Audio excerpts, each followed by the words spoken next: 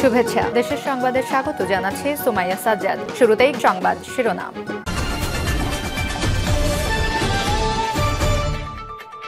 ২৪-এর গণ অভ্যুত্থান শহীদের স্বপ্ন বাস্তবায়নের সুযোগ সৃষ্টি করেছে বলছেন সাইফুল হক। এরপর জানিয়ে দেব আধুনিক কল্যাণ রাষ্ট্র উপহার দিতে বদ্ধপরিকর জামায়াত বলছেন সেলিম উদ্দিন। আরও জানিয়ে দেব ৭১ ও ২৪ দেশের শত্রুদের বিরুদ্ধে অবস্মরণীয় বিজয় বলছেন এবি পার্টি মুজিবুর রহমান মঞ্জু। এদিকে মোদির পোস্ট নিয়ে তীব্র প্রতিক্রিয়া হাসানাত আব্দুল্লাহর।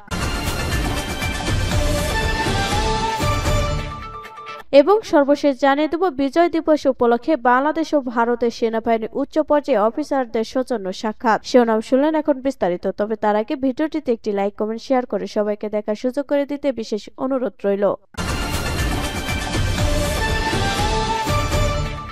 ২৪-এর গণ অভ্যুত্থান শহীদের স্বপ্ন বাস্তবায়নের সুযোগ সৃষ্টি করেছে বলছেন সাইফুল হক। বিপ্লবী ওয়ার্কার্স পার্টির সাধারণ সম্পাদক সাইফুল হক বলেছেন, গত ৫৪ বছরে বীর শহীদদের বন্দনা করা হয়েছে, কিন্তু কেউ শহীদদের গণতান্ত্রিক আকাঙ্ক্ষা বাস্তবায়ন করেনি। শহীদরা যে সাম্যভিত্তিক গণতান্ত্রিক রাষ্ট্র ও সমাজের স্বপ্ন দেখেছিলেন, তার বিপরীতে দেশকে নিয়ে যাওয়া হয়েছে। ২০২৪-এর ছাত্র শ্রমিক জনতার গণ অভ্যুত্থান আরেকবার শহীদদের স্বপ্ন বাস্তবায়িত করার সুযোগ ও সম্ভাবনা তৈরি করেছে। সোমবার ১৬ ডিসেম্বর মহান বিজয় দিবসে জাতীয় স্মৃতিসৌধে মুক্তিযুদ্ধের বীর শহীদদের প্রতি শ্রদ্ধা জানিয়ে তিনি এইসব কথা বলেন। তিনি আরো বলেন, ৭২ আর ৯০ এর মতো এবার এ সুযোগ নষ্ট করা যাবে না। ৭১-এর চেতনায় ২০২৪-এর গণ অভ্যুত্থানকে ধারণ করতে হবে। দলটির রাজনৈতিক পরিষদের সদস্য আকবর খান স্বাক্ষরিত এক সংবাদ বিজ্ঞপ্তিতে আজ এ তথ্য জানানো হয়েছে। বিজ্ঞপ্তিতে জানানো হয়, সাইফুল হক বলেন, ৭১-এর মুক্তিযুদ্ধ বিজয় দিবস আমাদের ইতিহাসের সবচেয়ে গুরুত্বপূর্ণ ঘটনা। মুক্তিযুদ্ধে লাখ লাখ শহীদদের রক্তের মধ্যে দিয়ে স্বাধীন বাংলাদেশ রাষ্ট্রের জন্ম হয়েছে, কিন্তু ৫৪ বছরের শহীদদের সাম্যভিত্তিক গণতান্ত্রিক রাষ্ট্রের আকাঙ্ক্ষা বাস্তবায়িত হয়নি। তিনি বলেন, দেশ স্বাধীন হয়েছে, কিন্তু দেশের মানুষ এখনো প্রকৃত স্বাধীনতা পায়নি,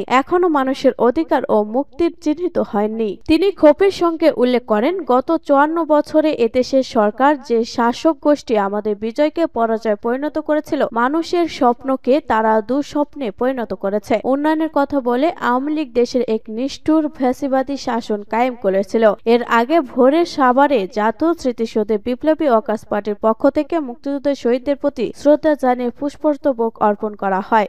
আধুনিক কল্যাণ রাষ্ট্র উপহার দিতে বদ্ধপরিকর জামায়াত বলছেন সেলিম উদ্দিন। বাংলাদেশ জামায়াতে ইসলামী কেন্দ্রীয় নির্বাহী পরিষদ সদস্য ও ঢাকা মহানগর উত্তরের আমির মোহাম্মদ সেলিম উদ্দিন বলেছেন, আধুনিক কল্যাণ রাষ্ট্র উপহার দিতে বদ্ধপরিকর জামায়াত। জনগণ জামায়াতের হাতে রাষ্ট্র পরিচালনার দায়িত্ব দিলে আমরা ১৮ কোটি মানুষের কাছে রাষ্ট্রের মালিকানা হস্তান্তর করব। সোমবার ১৬ ডিসেম্বর সকাল ১০টায় রাজধানী উত্তরে বাংলাদেশ জামায়াতে ইসলামী ঢাকা মহানগর উত্তরের উত্তরা জোনের উদ্যোগে মহান বিজয় দিবস উপলক্ষে এক বিশাল র্যালি পরবর্তী আলোচনা সভার প্রধান অতিথি বক্তব্যে এসব কথা বলেন তিনি। র্যালির পর আজমপুরে আলোচনা সভা, সাংস্কৃতিক অনুষ্ঠান উত্তরা পশ্চিম অঞ্চল পরিচালক ও মহানগরের নায়েবে আমির ইঞ্জিনিয়ার গোলাম মোস্তফার সভাপতিত্বে ও সেক্রেটারি ডক্টর মোহাম্মদ রেজাউল করিমের পরিচালনায় অনুষ্ঠিত হয়। বিজয় র্যালিটি উত্তরায় ১১ চৌরাস্তা জমজম টাওয়ারের সামনে থেকে শুরু হয়ে উত্তরা আজমপুর এসে শেষ হয়। র্যালিতে হাজার হাজার ছাত্র জনতা অংশ নিয়ে নারায়ে তাকবীর, আল্লাহু আকবার, বাংলাদেশ জামায়াতে ইসলামী জিন্দাবাদ জিন্দাবাদ, বিজয় দিবস দিচ্ছে ডাক, ফ্যাসিবাদ নিপাত যাক, ভারতের দালালেরা হুঁশিয়ারি সাবধান, আল্লাহর আইন চাই, সৎ লোকের শাসন চাই,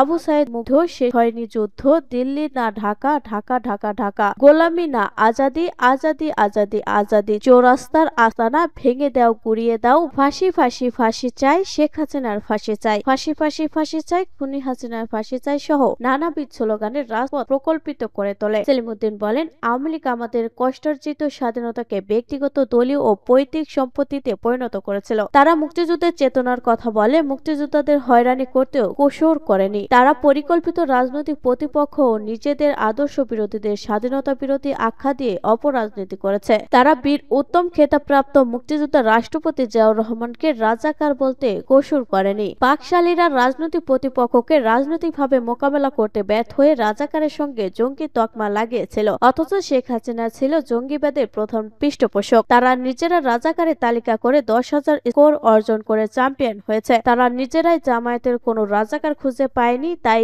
জঙ্গিবাদের প্রতিভূদের অবিলম্বে বিচারের আওতায় আনতে হবে। তিনি বলেন, আওয়ামী লীগ মুক্তিযুদ্ধকে রীতিমতো ব্যবসায়িক পণ্যে পরিণত করেছিল। শেখ হাসিনা দেশের মেধাবীদের রাজাকারের নাতিপুতি আখ্যা দেয়, সেদিনই তার নৈতিক পতন হয়েছিল। তার উচিত ছিল বাস্তবতা মেনে নিয়ে পদত্যাগ করা। তিনি আরো বলেন, জামায়াত দেশকে একটি সুদী সৌমিত্র ও কল্যাণ রাষ্ট্রে পরিণত করতে চায়। জনগণ জামায়াতের হাতে রাষ্ট্র পরিচালনার দায়িত্ব দিলে আমরা 18 কোটি মানুষের কাছে রাষ্ট্রের মালিকানা হস্তান্তর করব, কারণ জনগণ রাষ্ট্রের প্রকৃত মালিক। আমরা দেশকে এমন এক কল্যাণ রাষ্ট্রে পরিণত করতে চাই যেখানে কোনো অপশাসন দুঃশাসন থাকবে না কোনো বৈষম্য ও দখলদারিত্ব। আমরা জনগণকে দুর্নীতি, লুটপাট, হত্যা, সন্ত্রাস ও নৈরাজ্যমুক্ত আধুনিক কল্যাণ রাষ্ট্র উপহার দিতে বদ্ধপরিকর। জামায়াত জাতীয় সংসদের সব শ্রেণী ও মতের মানুষের প্রতিনিধিত্ব নিশ্চিত করতে চায়। তারা রাজপথের পরিবর্তে মহান জাতীয় সংসদে তাদের অধিকার ও দাবি দেওয়া সম্পর্কে কথা বলতে পারবেন। তাদের সব যৌক্তিক দাবি পূরণ করা হবে।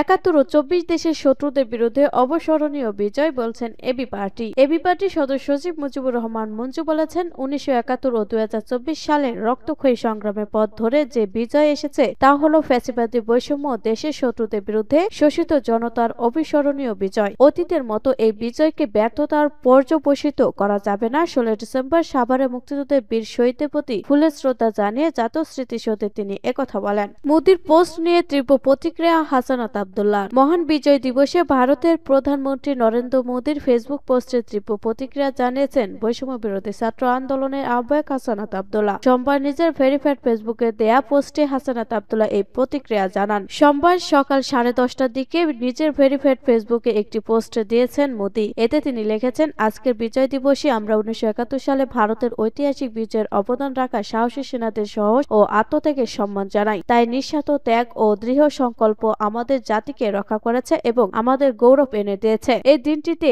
তাদের অসাধারণ বীরত্ব ও অদম্য চেতনার প্রতি শ্রদ্ধাঞ্জলি জানাই। তাদের আত্মত্যাগ চিরকাল প্রজন্মকে অনুপ্রাণিত করবে এবং আমাদের জাতির ইতিহাসে গভীরভাবে গেঁথে থাকবে। মোদির এই পোস্টের স্ক্রিনশট নিজের ভেরিফাইড ফেসবুকে যুক্ত করে হাসানাত আব্দুল্লাহ লিখেছেন, এটি বাংলাদেশের মুক্তিযুদ্ধ। পাকিস্তানের বিরুদ্ধে বাংলাদেশের স্বাধীনতার জন্য এই যুদ্ধ সংগঠিত হয়েছিল, কিন্তু মোদি দাবি করেছে এটি শুধু ভারতের যুদ্ধ এবং তাদের অর্জন। তাদের বক্তব্যে বাংলাদেশের অস্তিত্বই উপেক্ষিত। তিনি আরো লিখেছেন, যখন এই স্বাধীনতাকে ভারত নিজেদের অর্জন হিসেবে দাবি করে তখন আমি একে বাংলাদেশের স্বাধীনতার সার্বভৌমত্ব এবং অখণ্ডতার প্রতি সরাসরি হুমকি হিসেবে দেখি। ভারতের এই হুমকির বিরুদ্ধে আমাদের লড়াই চালিয়ে যাওয়া আবশ্যক। এই লড়াই আমাদের চালিয়ে যেতেই হবে।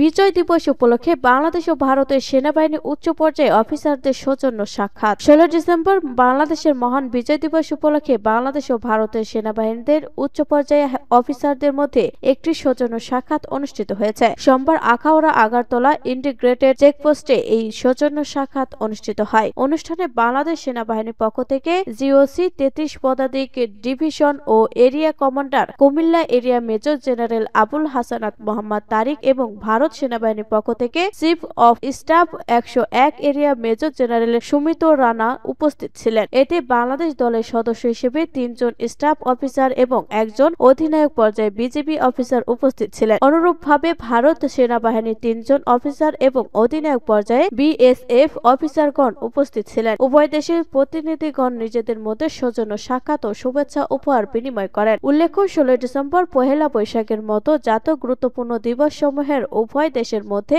এ ধরনের সৌজন্য সাক্ষাতের প্রচলন আছে। এরই ধারাবাহিকতায় আজকের এই সংক্ষিপ্ত সৌজন্য সাক্ষাৎ অনুষ্ঠিত হয়।